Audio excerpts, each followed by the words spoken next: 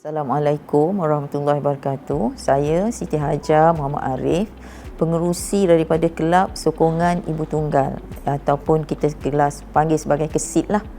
KESIT ni sebenarnya kita daftar tahun 3 Disember 2020, tetapi kami dah bergerak sendiri sebelum didaftarkan sejak tahun 2015.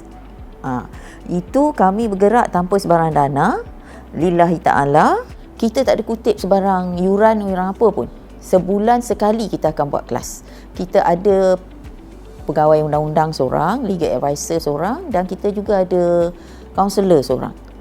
So jadi bila apa masalah diorang, legal advisor ni akan advise apa you patut buat. Kaunselor pula akan pegang dari segi masalah dalaman, emosi anak-anak semua. Jadi bila masuk, lama-lama kita tengok ahli semakin ramai, merangkumi Sabah dan Sarawak. Semenanjung memanglah, Kelantan, Terengganu, mereka akan datang. Selalu kita akan buat kelas hari Sabtu. Mereka akan turun. Dulu Pudu Raya bukan cantik macam sekarang. Mereka turun, tidur di Pudu Raya. Tidur, kelas start pukul 2, mereka datang pergi. Selalu kita akan carilah mana-mana dewan, kita akan bayar duit sendiri. Lepas tu habis saja kelas dalam pukul 7 malam, dia orang balik ke Pudu Raya, balik ke rumah dia orang, balik naik bas balik. Itulah pengorbanan asalnya macam mana kita boleh mendaftarkan KESIT ni. Dan usaha ni sebenarnya usaha Timbalan Pengerusi Puan Maimunah. So jadi bila kita lihat semakin ramai, kita duit pun tak ada, jadi kita daftarkan dekat ROS pada bulan 12 tahun 2020. Dan di situ semakin ramai ahli. Kita masih lagi tak kutip yuran. Sebab kita tahu kebanyakan ibu-ibu ni dia tak ada kerja, suri rumah tangga. Jadi adalah juga, dan matlamat KESIT sebenarnya, kalau yang bekerja pun dialah bapa, dialah mak, jadi duit tu memang ketat. Ekonomi tu amat ketat. Jadi kita latih mereka faham bila berlaku perceraian, apa yang kamu patut buat? Patut file kes di mahkamah. Macam mana step dia, hujahan. Kita sendiri, si ibu ni sendiri jadi peguam kerana dia lebih faham masalah dia. Dia cakap depan hakim. Sebab mahkamah syariah ni satu istimewanya, kita boleh bela diri kita sendiri. Kita nak cerai, kita nak muta'ah, kita nak harta pencarian, nafkah anak, hadanah. Cakap aja, usaha, belajar, tapi kamu wakil diri kamu sendiri. Dia ada enactment dia. So jadi, dan ramai jugalah ahli KESIT yang bawa fail dia sendiri, buka fail sendiri, bentang kes sendiri, dan ramai yang dah berjaya. Bukanlah kita nak kata apa, kita tak menafikan peranan peguam syari'i, tetapi sebab kita tak ada duit. Sebab tak ada duit, terpaksa belajar. Dan ada juga peguam-peguam luar yang simpati dengan kita, dia bantu juga. Cuma dia tak wakil kita. Kita tak berwakalah dengan dia. Saya pujilah negeri Selangor. Dari segi pelaksanaan undang-undang mahkamah syariah, Selangor ni leading. Apa yang Selangor buat, negeri-negeri lain kebanyakannya akan ikut. Tapi tak semua negeri lah. Contohnya sekarang ni, kalau dulu kita biasa dengar digantung tak bertali. Nak minta cerai kau susah. Cerai pun ada banyak jenis. Kalau kita ni cerai suka sama suka bawah Seksyen 47, kalau Selangor ni tak susah. Suami redha, isteri redha, pergi mahkamah, cakap saya nak bercerai, kami nak bercerai, selesai. Kalau kena yang suami tak nak cerai, isteri nak cerai, kita kena pergi ke FASAK. FASAK pula selalunya keganasan rumah tangga. Ada report polis semua. FASAK mengambil masa yang agak panjang untuk dibicarakan. Lepas tu, kalau FASAK tak jalan, kalau tak ada pula keganasan rumah tangga, kita boleh pergi kepada tebus talak. Mungkin si isteri ni nak minta lepas, tapi tak boleh. Suami tak nak lepas. Nak kata suami pukul, suami tak pukul. Jadi kita pergi ke kuluk, kaedah kuluk ataupun tebus talak. Tapi tebus talak, si isteri kena bayar. Kalau kita ada strong reason lah untuk tebus talak, kita boleh pergi pada RM1 pun. Tak perlu kita nak takut, nanti dia nak tebus talak, je kita duduk dalam suasana yang tak tenteram, kan? Bukan kita, KESIT tidak menggalakkan perceraian. Ini cuma hak. Kita cerai cara elok, cerai secara fasakh jika ada selalu fasakh ialah keganasan rumah tangga. Cerai secara kuluk jika suami tak nak lepas tapi isteri ni nak juga lepas, tapi kita kena bayar sikit.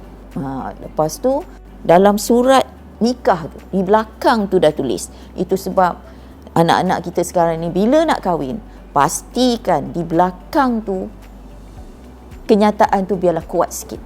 Kan dia ada tulis itu setelah berapa bulan ditinggalkan, tertalaklah, kita boleh buat aduan ke pejabat. Dia sebenarnya cerai itu ada banyak, tapi kita harus ingat kuasa talak di tangan suami. Jadi itu sebab ramai yang bila tak tahu hak, tak tahu kaedah, tak tahu cara, semua nak tunggu suami, tu yang ramai digantung tak bertali. Jadi Kerajaan Negeri Selangor, terima kasih pada kita punya Duli Yang Maha Mulia Sultan Selangor, memperkenankan kita telah ada cerai secara hakam. Secara hakam ni kaedah kaedah gantung tak bertali dapat dikurangkan. Mungkin lama-lama esok tak adalah gantung tak bertali. Dia lebih cepat, dia lebih mudah, dan kaedah hakam ni dia hakam daripada hakam keluarga. Jika tak berjaya, dia akan mahkamah akan latih pula hakam dia, dan terus akan berlaku perceraian dengan cara yang baiklah. Di kesempatan ni lah, bila perceraian, selalunya orang bercerai ada anak. Anak-anak ialah mangsa perceraian. Anak yang tak bersalah ni. Jadi saya lebih pada nak mengulas nafkah anak dan hak jagaan anak. Nafkah anak, kalau ikut rekod Kesit kami ada banyak kes yang nafkah anak ni, anak akan pergi kepada si ibu, si bapa yang kena bayar nafkah anak tu. Tetapi bila bapa kahwin, dia dah tak ingat dah anak dia ni. Dia ingat tak payah bayar ke bila saya kahwin, mak yang jaga, dia tak payah bayar. Lebih-lebih lagi bila dia lihat si ibu ni kahwin baru. Bapak tiri tu punya kerja pula. Tapi sebenarnya nafkah anak, tanggungjawab si bapa walaupun mak tu gaji besar. Tanggungjawab si bapa walaupun mak tu kahwin baru. Anak itu akan ditanya besok tanggungjawab kita di dunia kita lagi satu. Masalahnya apa yang saya lihat, nafkah anak ada yang tertunggak sampai berpuluh ribu. Suami tak nak bayar. Contoh benar saya bagi apa yang berlaku dekat Kesit. Sehingga even hari ini pun tengah bicara, ada satu kes kami dekat Johor. Tengah fight for nafkah anak. Apa yang susahnya sepatutnya nafkah anak tu tak payah naik mahkamah. Bayar je. Tapi kita ada cases anak OKU. Mahkamah dah putuskan. Untuk mendapatkan keputusan mahkamah tu, kita punya turun naik, kita punya struggle tu makan tahun. Sekarang ni pun dalam rekod kami, ada yang kes dah 3 tahun ni. Tak habis lagi. Mungkin alasan PKP lah kot. Tak habis lagi. Jadi kita bayangkan, kalau sampai hari ni, kes tahun 2021, sekarang dah 2023, anak nak makan apa? Nafkah tak lulus-lulus lagi ni. Kalau anak seorang, kalau ada anak 5, jadi kerana bila nafkah anak sepatutnya ibu-ibu, bila kita dah berpisah, terus tuntut nafkah anak. Saya rasa pemenjaraan ke atas bapa yang tak bayar nafkah ni mesti kuat sikit. Benda dah ada. Perintah hukuman untuk memenjarakan siapa yang tak bayar nafkah tu dah ada. Tapi kenapa susah? Tapi macam saya belum dengar lagi ada bapa yang masuk penjara kerana tak bayar nafkah. Tapi saya ada dengar si ibu masuk penjara kerana tak bagi bapa melawat anak. Ini saya akan pergi, bila kita cakap pasal nafkah anak, dia akan secara langsung, tak langsung dia akan babit hak jagaan anak. Hak jagaan pergi ke ibu, nafkah bapa tak nak bayar sebab anak duduk dengan ibu. Mahkamah beri peluang bapa boleh melawat anak, melawat dan bermalam dengan anak. Selalu perintah keluar, dia akan selari. Diperintahkan untuk melawat dan bermalam dengan anak. Tapi bapa tak buat. Mak tak pernah nak komplain, nak pergi mengadu dekat mahkamah. Ini satu kesilapan kita lah, kesilapan si ibu. Jika perintah dah tetapkan si bapa mesti datang melawat anak sekian-sekian hari, si bapa mesti bayar nafkah sekian-sekian, jika bapa tu tak akur, terus saja buat aduan di mahkamah. Tidak ada ibu yang nak memisahkan bapa dengan anak, melainkan bapa tu ada buat mistik. Kamu tak bayar nafkah anak, jadi anak dah jauh dengan kamu. Anak tu sendiri tak nak dengan bapa tu. Apa kuasa ibu? Kami ada satu kes, hak jagaan pergi ke bapa. Mak ni diperintahkan untuk melawat ketika cuti sekolah sahaja. Bayangkan hati ibu macam mana. Tapi mungkin itu persetujuan si ibu. Sebab kita bila bercerai, saya faham kenapa ibu tu terima syarat yang begitu. Sebab selalu kita bila naik mahkamah, kita tak terus pergi jumpa hakim. Kita akan ada proses suluh, bincang dulu. Dan persetujuan tu dibuat semasa suluh. Si ibu bersetuju sebab masa tu dia nak move on. Dia baru kena cerai. Dia tak ada kerja. Macam mana dia nak bagi makan anak kecil. Jadi dia reda. Tak apalah. Dia dapat tengok anak dia, jumpa anak dia masa cuti sekolah pun tak apa. Tapi sudah 3 tahun sehingga kita baru cuti sekolah hari tu kan. Sehingga ke hari ini bapa tu sorokkan anak dan tak bagi si ibu tu jumpa anak. Bagi yang ini, saya dah nasihatkan si ibu tu, kali ni kita file komitel untuk si bapa. Kalau itu yang bapa tu hendak. Sebab kami tengok ada ibu yang dah masuk penjara kerana perintah hadanah. Sekarang ni biarlah si ibu. Tapi apa yang kita dapat? Anak kita yang menjadi mangsa keadaan. Selalu saya cakap lah ya, anak mangsa perceraian memang bermasalah. Bermasalah tu adalah tanggungjawab sosial kita. Kelab sokongan ibu tunggal, mahkamah syariah, hakim yang mengeluarkan perintah tu, masyarakat sekeliling, saudara mara sebelah bapa, saudara mara sebelah ibu, Kementerian Pembangunan Wanita. Saya cakaplah, masa kita buat program pada 10 dengan 11 Disember hari tu di Kuala Lumpur, ada satu ibu tu, dia tak dapat apa-apa kerana kahwin disiam. Suami tak daftar. Itu saya minta lah kaum wanita lah, anak-anak muda lah, janganlah kahwin dekat sana. Kalau itu jodoh kita, kita tetap akan kahwin juga nanti.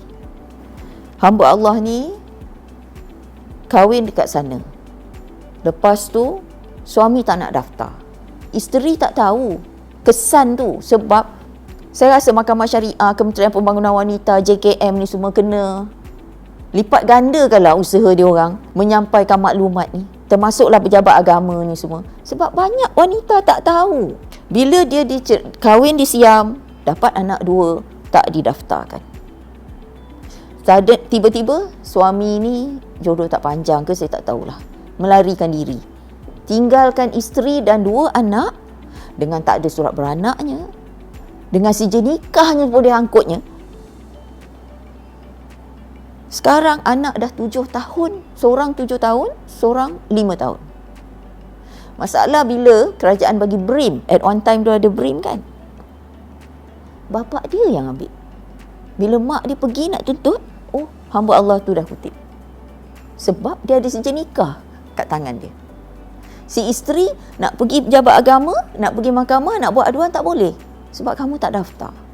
Jangan main-main kalau nikah tak daftar. Jangan main-main kalau nikah sedikit.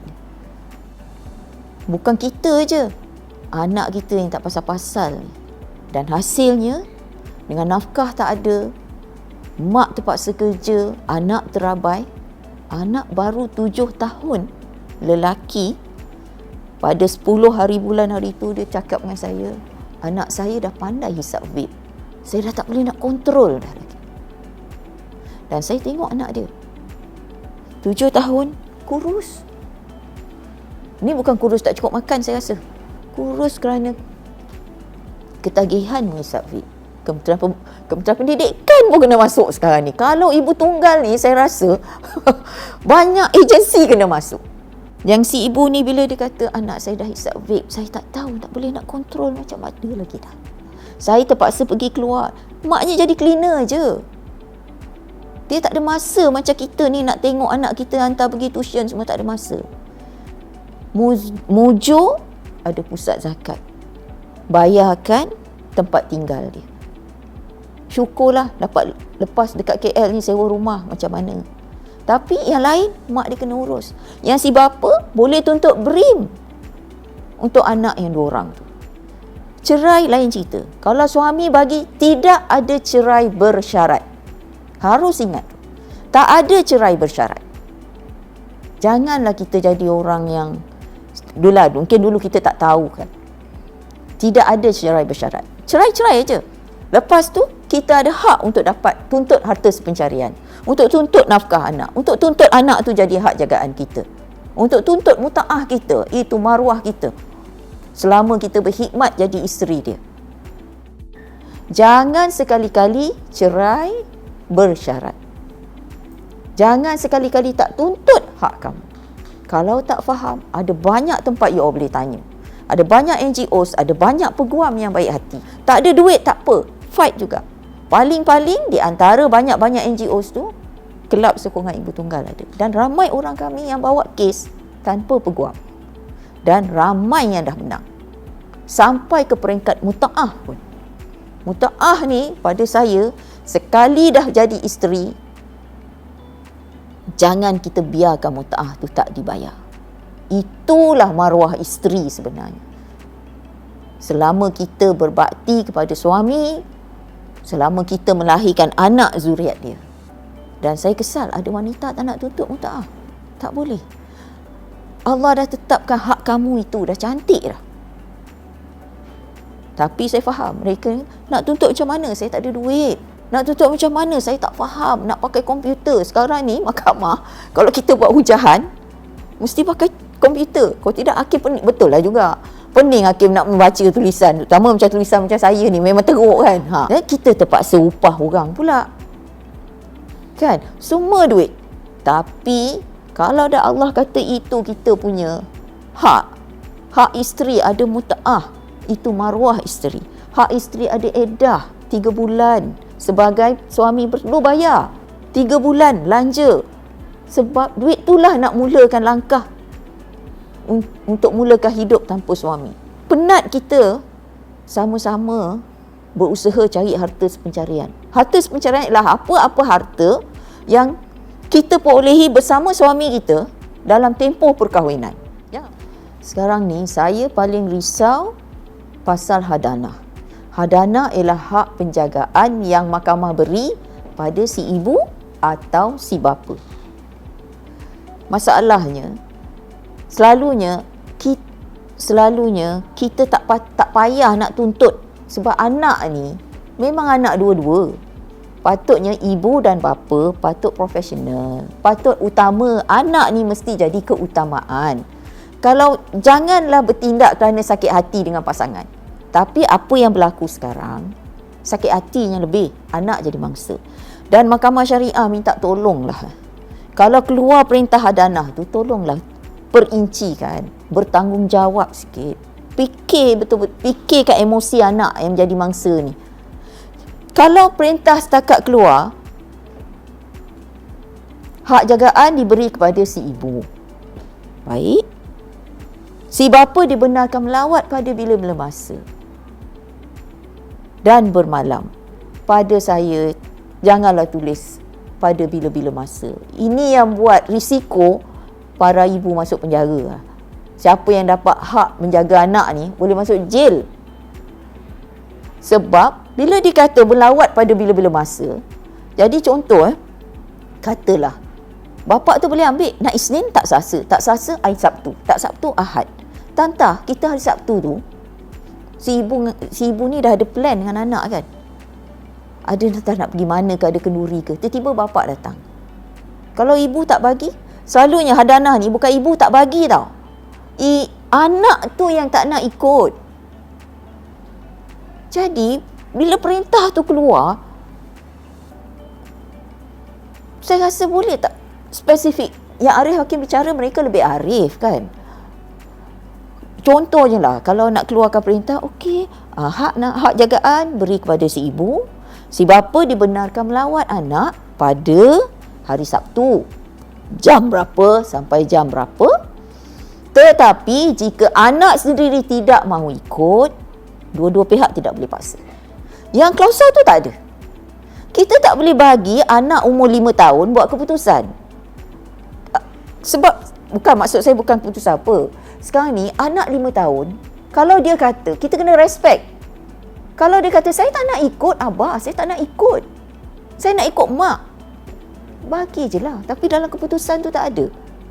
Si bapa dengan ibu ni, saya rasa dalam perintah tidak ada yang mengatakan si bapa dan si ibu harus mengutamakan anak jika anak ikut keputusan anak. Sekarang ni tidak ada. Jadi bayangkan ya, kalau kita main tarik juga anak kita sedangkan anak kita tak nak, saya rasa tak merosakkan mental dia ke? Emosi dia ke? Kesihatan dia ke? Budak nak belajar. Budak confused. Orang lain ada mak ayah satu rumah. Ini mak kat sana, bapak kat sini. Jumpa bergaduh pula lagi. Jadi saya rasa bab hadanah ni sebenarnya dia bukan perkara kecil sebenarnya. Nafkah, orang selalu tengok pada nafkah. Oh, berapa bayar nafkah? Tak bayar nafkah. Masuk jail tak bayar nafkah. Tapi belum pernah ada lagi saya dengar suami yang tak bayar nafkah masuk jail. Tertunggak sampai 40,000 pun tak masuk jail juga. Saya minta lah, tolonglah sekarang kalau hadanah janganlah bagi bermalam. Cukuplah melawat. Daripada pagi sampai pukul 8 malam pun tak apa. 3 hari turut-turut pun tak apa. Tapi janganlah bermalam. Bukan saya kata suami semua bapa tunggal tu tak betul. Ada yang cukup baik. Tapi bila dah ada kebimbangan tu, takkanlah kita nak tunggu benda dah jadi kan. Kami ada banyak cases. Isteri dapat surat daripada insolvency. Dah dapat number insolvency dah. Ini semua gara-gara sayangkan suami. Siapa tak sayang suami? Itulah suami yang bawa ke syurga. Datang pula ustaz ajar pula. Payung emas lah apa semua keluar. Syurga bawah tapak kaki suami lah bagai. Saya nak bagi tahu payung emas memang tidak ada di mana-mana. Dah masuk syurga kamu nak payung emas lagi buat apa? Saya pernah tanya satu guru tahfiz, apa maksud payung emas? Guru tu kata, payung emas tu bukannya yang seperti yang kita faham. Payung emas ialah bagi mana-mana isteri yang sanggup berpoligami tetapi dia sabar dan redha. Dan bila hari kematian dia, bila orang dengar dia meninggal, ini kata guru tahfiz tu lah, orang akan memuji-muji dia. Inilah perempuan yang paling sabar. Inilah perempuan yang cukup taat pada suami. Jadi perjalanan dia dari rumah ke liang lahat tu, itulah payung emas diiringi dengan doa-doa baik. Itu sebenarnya, ini kata guru tahfiz lah, itu sebenarnya maksud payung emas. Bab poligami ni very serious dan saya cukup malu dengan bangsa asing. Kita ni boleh masuk sampai 4. Tapi Nabi dah pesan, poligami tu berat.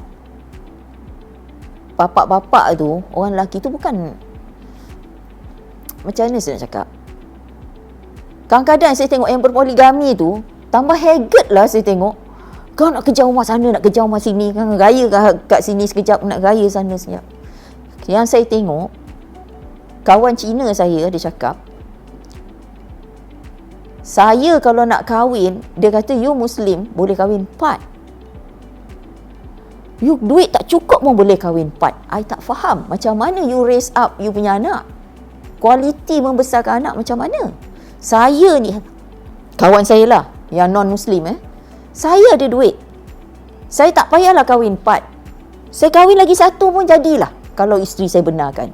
Tapi bila saya fikir balik, saya tak nak kahwin lagi 1. Cukuplah seorang ni. Sebab kalau saya kahwin lagi 1, saya kena pastikan kebajikan isteri pertama, kebajikan anak-anak, semua kena siap. Medical dia orang, insurans dia orang. Kita tak ada nak fikir tu semua.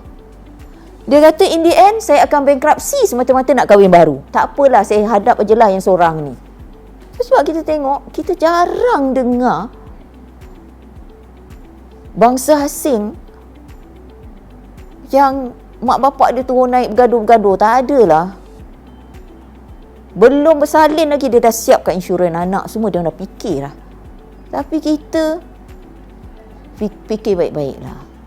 Kaum wanita bukanlah nak kata, kesit bukan menggalakkan perceraian. Kesit bukan nak takut-takutkan si suami. Jangan jumpa itu grup kesit tu, nanti habis kena saman ribu-ribu. Tak ada. Kami cuma ajar tuntut hak.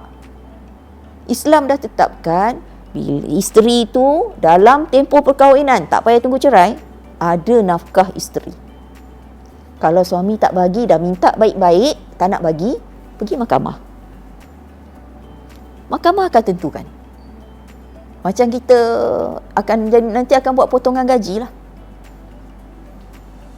Dan bila dah bercerai, Islam dah tetapkan si isteri tu ada eddahnya, ada mutaahnya, ada harta pencariannya. Jadi tuntut, jangan sekali-kali percaya cerai bersyarat, walaupun yang tawarkan itu peguam. Jadi saya minta Kementerian Pembangunan Wanita khususnya, Menteri di Jabatan Perdana Menteri, tolonglah tengok balik Mahkamah Syariah ni.